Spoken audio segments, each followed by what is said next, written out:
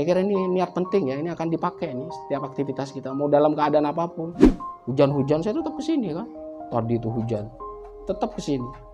Dan hasilnya apa? Hasilnya misalkan beberapa tahun yang akan datang itu akan ketahuan. Memang ini amal rahasia yang gak ketahuan orang. Siapa yang tahu orang niatnya? Gak ada yang tahu. Ikhlasnya orang tahu. Orang itu benar memang tahu? Gak ada. Maka ini dikatakan jimat yang tersimpan di dalam hati. Ketika orang mantap, insya Allah keinginannya akan terkabul secepatnya. Maka coba, ini bungkus nih tadi.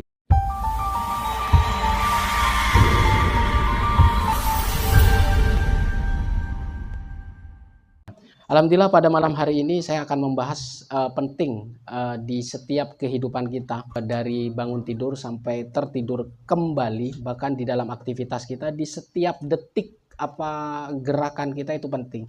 Yang dibahas adalah di sini mengenai tentang bab an-niyah, kitabun niyat wal ikhlas wasidq. Niat itu nggak bakal diketahui oleh semua orang, hanya kita yang tahu. Maka ini penting, ada niat, ada ikhlas, ada sidq. Jadi niat itu qasdul amal, atau kita menyengaja berbuat sesuatu. Ikhlas itu adalah intinya, loopnya itu apa namanya, yang ada di dalamnya. Jadi isi. Jadi ada kulit, ada isi. Jadi kalau hanya kulit saja maka tidak akan berarti apa-apa. Bisa jadi esensi kehidupannya akan nol dia. Maka penting ini adalah ikhlas. Kemudian yang ketiga adalah as-sidq, selalu benar. Ya, kalau masih belum, bagaimana kita berusaha benar. Maka di dalam Al-Quran, Allah mengisyaratkan, wala tatrudil ladina yad'una rabbahum bil ghadati wal ashihi yuriduna wajhah. Itu kenapa kadang kita kadang suka banyak ini ya. Kadang ada yang kesurupan, kemudian mudah stres itu kan. Kurang memantapkan ini, yuriduna wajhah. Niat memantapkan diri, apapun yang terjadi, apa yang kita lakukan asal benar, asal halal, asal baik, maka tidak peduli orang mau berkata apa. Yang saya sebutkan tadi yang ada tiga, niat, ikhlas, sidq, kumpulkan menjadi satu, ikat. Jangan sampai berpisah. Jadi jangan kamu usir orang-orang yad'una rabbahum, yang meminta kepada Tuhan mereka dari pagi sampai malam. Yuriduna wajha, mereka hanya mengharapkan Allah saja. Kan kita nggak tahu tuh. Jadi melihat orang aktivitas itu kan kita nggak tahu. Maka jangan suka berburuk sangka dulu. Nah, ini kita dilarang mengusir atau mengusik orang yang yad'una rabbahum bil ghadati wal asyi, orang yang selalu berdoa. Nah, kenapa di sini kita Allah mengisyaratkan jangan memberikan suatu hal yang jelek. Jangan berburuk sangka dulu meskipun ini hanya di kulit saja. Siapa tahu orang itu berdoanya dari pagi sampai malam. Dia bekerja dari pagi sampai malam hari, yuriduna wajha, hanya untuk Allah saja. Menafkahi keluarga, biaya pendidikan, itu juga bagian yuriduna wajha. Yang gak akan ketahuan sama orang, hanya dia dan Allah yang tahu. Jadi jangan memperlakukan seseorang yang tidak ketahuan dia. Secara zahir mungkin gak cocok dengan kita. Siapa tahu dia orang-orang yad'una rabbahum, yang berdoa kepada Tuhan mereka dari pagi sampai malam hanya menginginkan Allah saja, lillahi ta'ala. Ini surat Al-An'am ayat 52. Wa qala ta'ala inna iyurida islahan yuwafiqillah bainahuma. Kalau ada orang cekcok, orang yang bertengkar, misalkan kalau berteman lama, ada fitnah, ada macam-macam, terus dia akan bertengkar, bermusuh-musuhan.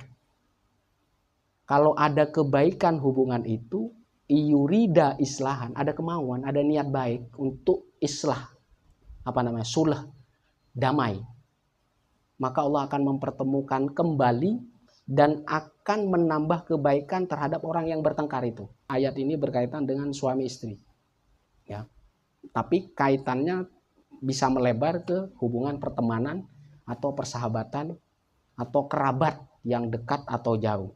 Selama ada niat baik, meskipun pihak yang itu nggak mau menyapa kita, tetap aja kita baik. Memang berat ya kan? Memang berat, tapi inilah karakter mempersatukan niat, ikhlas, dan sidq. Yang untung bukan dia, kita. Yang untung tuh kita. Karakter kita akan naik, energi positif ada di dalam diri kita. Magnet, kata saya kalau di video yang lalu itu ada magnet rezeki di situ. Jadi kadang niatnya bagus, ikhlasnya enggak. Nah, maka ini harus menyatu, niat, ikhlas, benar. Jangan dipisah-pisah, dibungkus menjadi satu, jadi jimat. Pasti kalau kamu membungkus niat, ikhlas, dan sidq menjadi jimat, dia tidak bakal ditempatkan di suatu yang buruk, mesti. Lihat kalau jimat gimana. Kalau ini sudah dibungkus, maka orang ini menjadi yuridun wajha, hanya untuk Allah saja. Kalau pengen Allah menambah kebaikan kepada kamu. Siapa tahu setelah kamu menyapa, Allah memberikan atau mengabulkan doa yang selama ini belum terkabul, belum terwujud, atau ada keinginan yang belum atau masih belum terwujud. Asalkan apa? Punya kemauan, niat islah atau damai, sulh.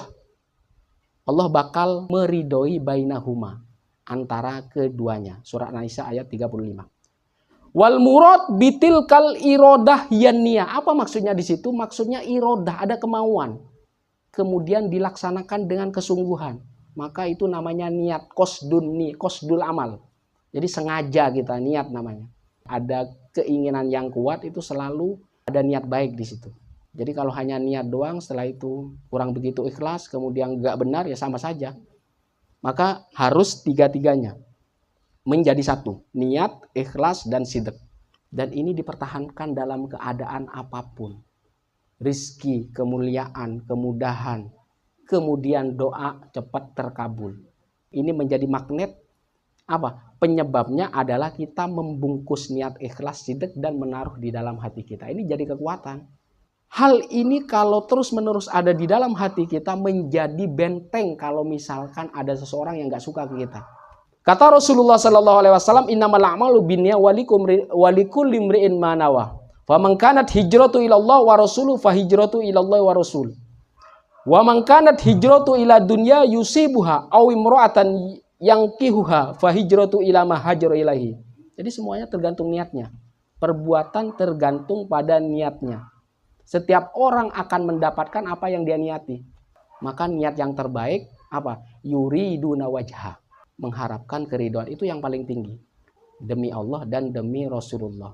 Tapi kalau niat lain, itu hanya jangka pendek saja. Kalau misalkan begini, jarak jauh misalkan sama jarak yang paling dekat. Mendapatkan sesuatu di jarak yang terdekat saja mungkin hanya yang kita dapatkan, yang kita jangkau saja. Tetapi kalau pengharapannya di jarak jauh, maka yang dekat akan ikut. Kemuliaan, rizki, peluang, kemudian kebaikan yang ditimbulkan sama orang-orang di sekitar kita. Itu pasti Allah akan menggerakkan orang-orang agar baik ke kita. Karena apa? Hijrahnya, tujuannya itu ilallah wa rasul. Kepada Allah dan kepada Rasulullah Sallallahu Alaihi Wasallam. Tapi kalau pendek akan dipenuhi juga. Tetapi hanya itu saja. Atau misalkan hanya duit saja, itu hanya itu saja. Tapi kalau hijrah itu ilallah wa rasul, semuanya kena dia. Karena apa? Dari yang jauh merangkul sampai ke yang dekat. Jadi innamal a'mal binniyat. Jadi segala perbuatan ada niatnya. Maka niat yang tadi itu dibarengi dengan keikhlasan, kemudian dan sidq, benar. Bungkus menjadi satu. Hijrahnya menuju Allah dan Rasulullah Sallallahu Alaihi Wasallam. Semuanya akan dijamin. Tinggal apa? Jangan ada ragu. Kalau dibungkus jangan dibocorin. Kenapa kok bisa bocor? Keraguan. Semakin ragu semakin bocor dia. Jadi kalau udah yakinnya full 100%, jangan dibocori. Kalau bocor kan turun 90%, 85% sampai menjadi 0. Habis. Kalau sudah habis, pertahanan yang ada di dalam kolbu kita akan habis juga. Ketimpa masalah langsung drop langsung. Seperti orang kesurupan, hilang ingatan kan seperti itu. Stroke, apa stroke? Kena pukul kan stroke. Strike, stroke, striken. Benar ya? Stroke tuh kena pukul dia. Seharusnya kalau kena pukul tahan dong. Nah, itu seperti itu. Apalagi yang berkaitan dengan gaib misalkan, kayak santet apa yang macam-macam, itu bisa menjadi kekuatan niat, ikhlas, sidq. Bukan hanya di niat saja. Jadi yang dimaksud di sini innamal a'mal binniyat yang saya jelaskan tadi. Niat, ikhlas, sidq, bungkus. Jangan dibocorin. Jadi kalau udah yakin sudah 100%. Pertahankan. Maka semuanya kebaikan itu akan menghampiri kita. Siapa yang lebih mulia dari Allah dan Rasulullah? Nggak ada. pasti semuanya akan di bawah dia. Fahijratu ilallah wa rasul itu lebih baik, ahsan dari semua makhluk yang ada di bumi. Famangkanat ila dunya yusibwa, karena dunia au imro'atan yang kiwa fahijratu ila ma hajaru ilai. Jadi kalau hanya cukup perempuan kemudian dunia, ya hanya itu aja. Tanggung. Jadi ambil yang paling tinggi saja. Maka yang paling rendah pun akan diraihnya. Kemudian apakah niat itu cukup dibaik saja kemudian pelaksanaannya enggak baik? Ya enggak. Jadi misalkan di sini ada daging babi. Setelah itu kita baca Bismillahirrahmanirrahim. Sah dimakan apa enggak? Enggak boleh. Jadi niat ikhlas sidik itu harus benar. Keadaannya harus benar. Jadi enggak boleh ditutup-tutupi ketidakbenaran. Atau di sini dijelaskan seperti apa? Au bana madrasatan au masjidan bimalin haram wa qasduhul khair. Dia membangun sekolahan masjid tapi pakai uang haram. Meskipun niatnya baik, tetap nggak bisa. Tidak membuahkan hasil. Maka harus jelas niat ikhlas sidq itu harus jadi satu. Bukan asal niat baik, tapi pelaksanaannya ada unsur yang nggak baik, itu bukan dikatakan jimat yang 100% itu. Jimat yang tadi yang dibungkus niat, ikhlas, dan sidq. Itu. Maka kalau ini dipakai di setiap keadaan kita, mau aktivitas kita tidak mudah kecewa. Meskipun gagal, itu pasti ada buahnya setelah itu. Pasti Allah akan meridhoi selama kita punya niat baik untuk berdamai. Iyurida, islaha. Di yuwafikillah bainahum. Allah akan memberi keridhaan, akan memberikan muwafaqah, persetujuan. Atau keridhaan kepada mereka berdua yang bertikai. Kalau mereka nggak mau berdamai, yang penting niat kita mau berdamai. Dia nggak mau berdamai, urusan dia. Yang penting kita punya suluh, punya kedamaian. Maka hidup kita ada di atas dia beberapa derajat. Nah, itu. Untung dan rugi akan kembali ke diri kita. Bagaimana kita memantapkan tadi niat ikhlas dan sidq. Kalau kita tidak mengambil itu, maka akan disalib sama orang-orang yang lain yang sudah mengambil niat ikhlas dan sidq menjadi satu. Tapi kalau kita sudah menetapkan duluan, bisa dipastikan kita lebih naik duluan daripada orang yang menanamkan rasa benci dan iri di hatinya. Atau orang yang nggak mau berdamai. Maka ini sebagai janji Allah. Selama kita punya niat suluh damai, Allah akan memberi muwafaqah, persetujuan. Atau keridhaan bagi orang-orang yang memulai perdamaian itu. Ini misalkan jauh-jauh kemana. Ternyata bukan karena Allah, sangat rugi. Saya jauh-jauh dari Jember ke sini. Jadi nggak diniatkan misalkan, ya saya yang rugi. Rugi pikiran, capek, ongkos, kan begitu. Maka niat itu dipakai ketika awal perjalanan sampai di akhir. Apapun hasilnya saya nggak peduli. Maka kalau ini dipakai di setiap aktivitas kita, kita akan naik. Kan ada derajat yang Allah tinggikan dan ada derajat yang Allah turunkan. Liyabluwakum ayyukum ahsanu amalan, untuk menguji siapa yang bisa berbuat yang terbaik untuk dirinya, keluarganya, atau orang di sekitar dia. Maka ini akan menentukan yang ditinggikan atau yang direndahkan. Itu seperti itu. Saya kira ini niat penting ya, ini akan dipakai nih setiap aktivitas kita, mau dalam keadaan apapun. Hujan-hujan saya tetap ke sini kan. Tadi itu hujan, tetap ke sini. Dan hasilnya apa? Hasilnya misalkan beberapa tahun yang akan datang itu akan ketahuan. Memang ini amal rahasia yang gak ketahuan orang. Siapa yang tahu orang niatnya? Gak ada yang tahu. Ikhlasnya orang tahu. Orang itu benar memang tahu? Nggak ada. Maka ini dikatakan jimat yang tersimpan di dalam hati. Ketika orang mantap, insya Allah keinginannya akan terkabul secepatnya. Maka coba, ini bungkus nih tadi. Niat, ikhlas, dan benar. Insya Allah apa? Hidup kita akan bahagia dunia dan akhirat. Amin ya robbal. Saya kira sampai di sini. Kalau ada pertanyaan, dipersilahkan sebelum melanjutkan ke zikir.